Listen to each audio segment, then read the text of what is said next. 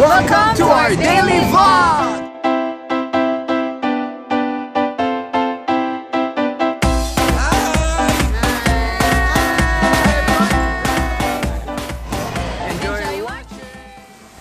Good morning! Nag-around din ako nakapag-vlog pagising ko kasi nagmadali na kami. Dapat 7 kami gigising. Kaya lang, hindi nag-alarm yung phone ko kasi nga pinatay ko, hindi ko pa nga na-edit yung vlog ko eh. Yun na, before 8 na kami nagising. Tapos, tinext ko yung daddy ko kung bukas yung LTO kasi dapat magpaparegister kami ng car, diba? Oops. Wait lang. Ayan, nagpaparegister kami ng car, diba? Eh, sarado daw yung LTO ngayon. So, magpapagawa na lang kami ng kotse. Sana wala yung masyadong nagpapagawa dun. Kasi nga, January 2 pa naman. Kaya, yun, sana. And nagprito na pala ako ng hotdog bago kami kumain. 4 hotdogs. Yan. 4? Kala ko 3. Ha? Tagdalawa tayo, diba? Kala ko 3 tayo. 6 pala! Yeah, 6, sorry. Tagtatlo kami. Sorry. Ayan, tapos, yun lang, simple lang ako today. T-shirt and shorts lang. Kasi dyan lang naman kami, diba? So, and SM, gusto ko talaga ng pepper lunch. Hindi ko nakain kahapon kasi nagbago yung isip nila, mami. Magsa-shakies lang kami. And babies na siya. Yippee! Hey guys! Good morning! January 2, 2015. And what a way to start. But of course, taking care of our beloved Brady. So, ang gagawin namin ngayon is, since sarado daw ang LTO, going the first place, yun nga yung plan namin para magpa-register ng kotse, magpa-rehistro. January kasi kami guys. So, unfortunately, sarado daw. So, what we're gonna go ahead and do then is to have our car maintained today by having the lower arm sa passenger side replaced. Yes. And kanina, tatawanan kami pagising. Sabi niya, bukas kaya LTO? Sabi ko, ano sa tingin mo? Makalimang antok ka, ay bumangan eh. Ang sarap kasi matulog. Tapos, alam niyo ba, yung water, sobrang lamig. As in, super duper cold. Yung natawag na icy blast water. Oo, grabe. Pero tiniis ko, sabi ko nga, kung di lang tayo aalis, mamayang hapon pa ako maliligo. Nako! Kung ano lang talaga. Yung kakain muna kami. Hindi na ako magme-makeup, moisturizer lang ako. Tapos nag-lipstick lang ako ng collection. Tapos magsasalamin na lang ako kasi dyan lang naman and may pasok si Heinz later. Ayan. And baka bukas pwede ko lang sabihin sa inyo yung good news pero basta bukas ko na lang bahala na bukas, okay? Sige guys, yun lang. Ayan, inaantay ko na lang si Heinz. Naayos yung mga papers. Ano pala, pag nagpaparehistro pala kami, last year lang ata namin na-discover yun. Yung TPL na TPL ba tawag doon, na insurance sa car, yung sa LTO, mas mura siya sa Cebuana, Lowellier. Siguro mga 50 pesos din ata or 100 ang pagkamura niya na insurance. Kaya ginagawa namin, kumukuha muna kami ng insurance sa Cebuana, Lowellier. Sabi na lang sa car insurance na yung TPL. Tapos, pagpunta niya ng LTO, yun na, emission test na, automatic, ina-accept naman nila yun, kino-consider naman nila yung TPL sa labas. Kaya, okay lang yun. Kaya kung magpaparehistro kayo ng car this year, yun gawin nyo. Sa Cebuana, Lowellier kayo pumunta, magtanong lang kayo. Yun lang, kaya lang ngayon, baka next week na kami magpunta ng LTO. Sure na yun next week, yung mga time na hindi kami mag-gym. Wala pa naman sigurong tax nun kasi second week pa lang ng January. Tsaka, holiday naman sila. So, next week, pwede pa yun. Ayan. Kaya, yun lang. 3,000 din yung pangrehistro ng car namin. Ganun talaga pag may kotse. Imbis na pang-save mo, pang-savings mo, or pang-makeup mo, pang-sarili mo, diba? Para ka na rin may anak. Pag nag-maintain ka, pag may kotse ka, para ka na rin may anak. Pero buti nga to, sabi ko nga sa inyo, pag Honda, wala masyadong maintenance, sakto lang.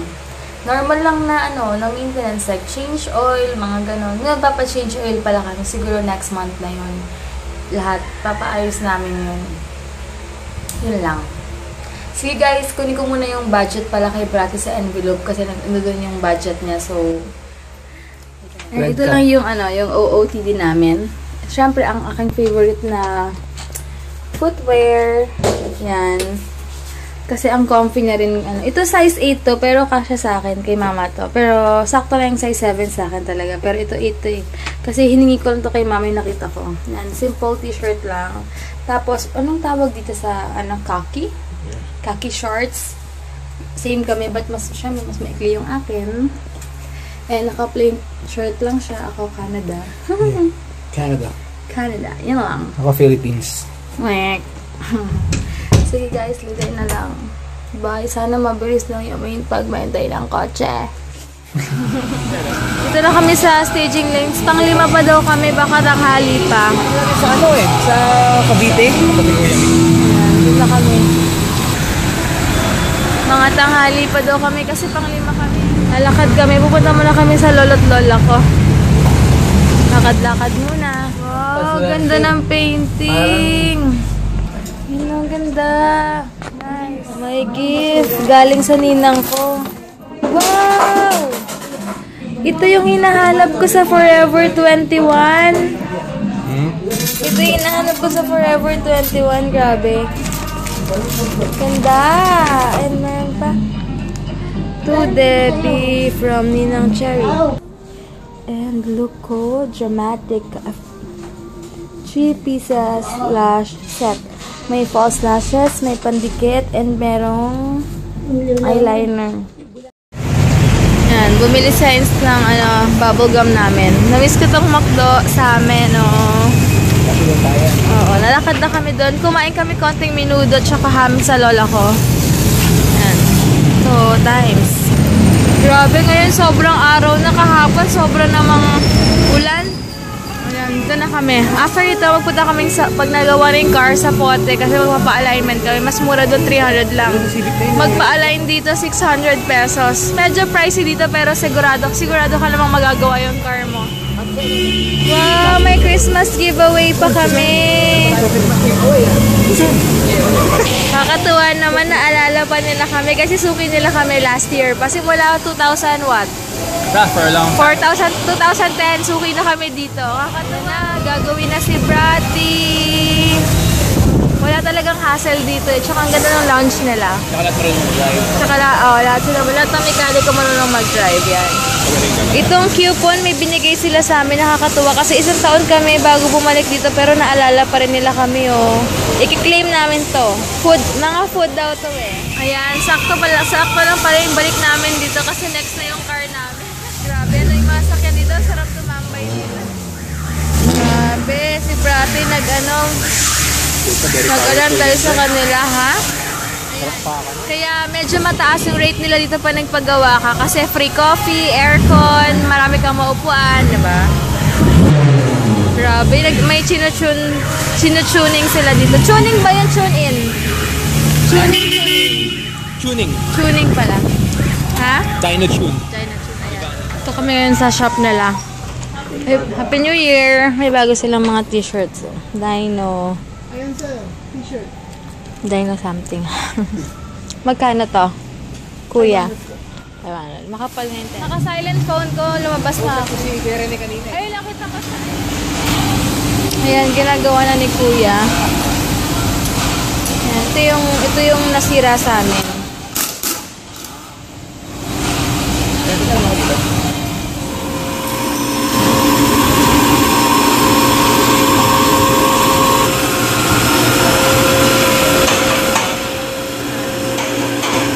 Ilalim namin. Okay pa? Check niya muna. Ayan, yung papalitan. Meron akong baong crackers. Di ko pa naubos. Last ano na to. Ay hindi, may mga 8 pieces pa. Sabay inaantay ko. Kasi after ito magpapa-alignment pa kami ng gulong sa Zapote. Kasi nga, 350 lang na 300. Something lang 300 lang doon. Dito 600.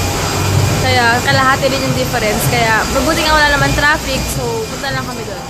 For sale, salted egg. Yun? Na, mabubusog ako Balot! Iba na yung balot sa ito. Ibenta na. Wala na si ate dito. Ayan, sinampa ko to. Ito yung pinaka-iyo kong gawin. Sumasampa dyan Kaya wala akong choice. Papaalay na namin si God. Ayan. Ayan.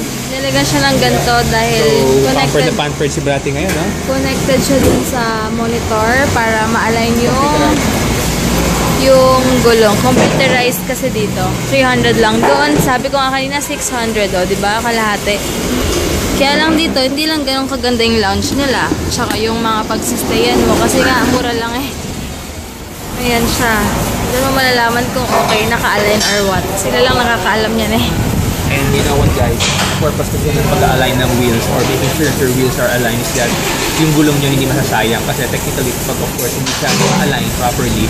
So mas pwedeng, let's say for example sa right wheel, mas malaki yung pain niya kaysa sa left wheel. So hindi pantay yung pagkain ng gulong. Maganda yung pantay yung pain, so pantay yung wear and tear. Kasi mas madaling mapudpud yung gulong kapag hindi pantay. So make sure na kapag may papagawa kayo pang ilalim sa car nyo, pa-align talaga. Yeah, yun, Diba? yun.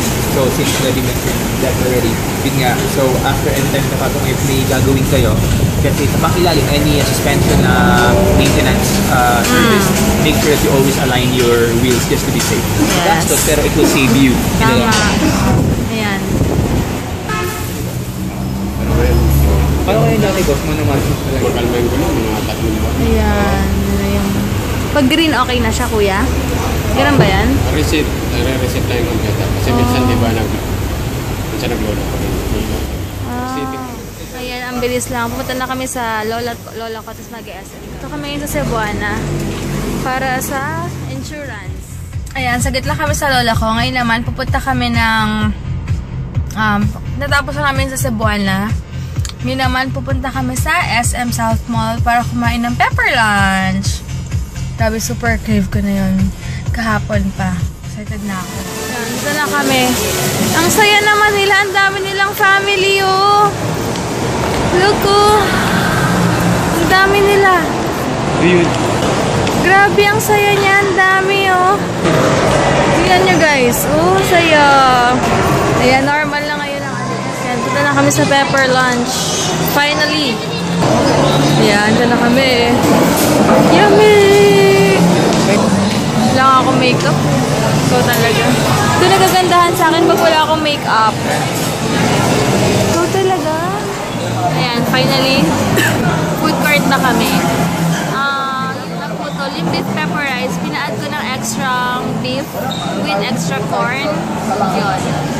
Kay Heinz, gusto niya yung curry pa. Check mo siya Instagram. Okay mo ito yan. Inaantay na lang namin. Tagal gutom na ako. Haggard na. Ha?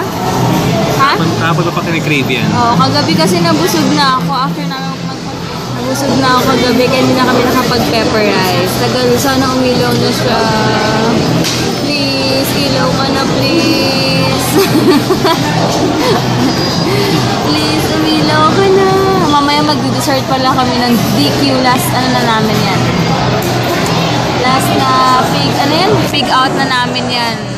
Dahil bukas tatakbo ulit kami sa, ano. Ayun na, ang aming food. Nantay ko na si Heinzer G. Santos.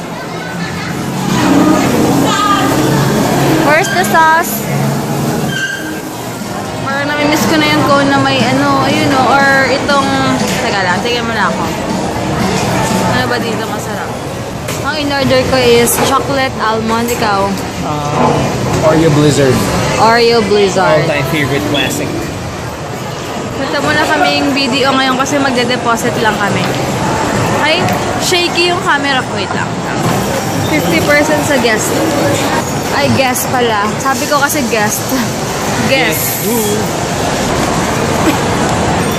Toy Kingdom. Ang laki na lang. Kung may angka tayo, dyan na tayo palagi. Dyan na yung vlog yan. Dito na kami ngayon sa... Punta na kami ng supermarket, hypermarket. Kasi bili kami ng bread, deodorant, and 3 o'clock na pala. Tutulog pa si Heinz maya-maya. Pero punta muna kami sa supermarket. Kasi may isang buong ham na naman kami doon. Hindi pa namin nagagalaw. So, bibili kami ng bread para anytime na yun. Yun na lang yung dinner namin. Kami ngayon sa mga ano eh. Ayan. Ito 177. Tapos yung isa yung, ano yun, Jose Cuervo? 699 na lang. Dating magkano siya, kuya? 1,000. Ay, hindi makita yung price. Sale na siya. So, 50% din. Gusto mo na bumili? Gusto daw to ni Heinz na yan. Bibili ulit kami ng ano yan?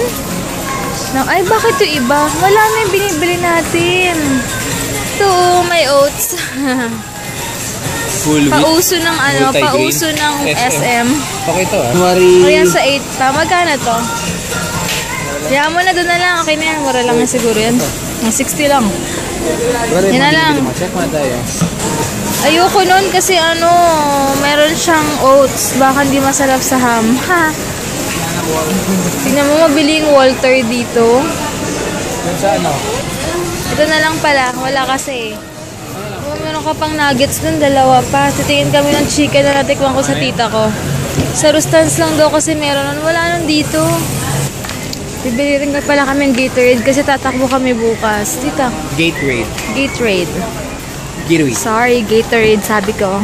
Gatorade. Gatorade. Arte, kailangan may ganan. Bibili kami ng Gatorade. Ano? Sa'yo? Sa akin, pink. Oh man, not again. 30 pesos is haggard na yung buhok ko. Bahay na kami, finally. Thank God. At natapos namin yung mga dapat tapusin. Nakasama, walang traffic. Ngayon kumakain kami ng Tim Tam habang nagpapahinga kami. Nasabihin ako, nakalimutan ko tuloy.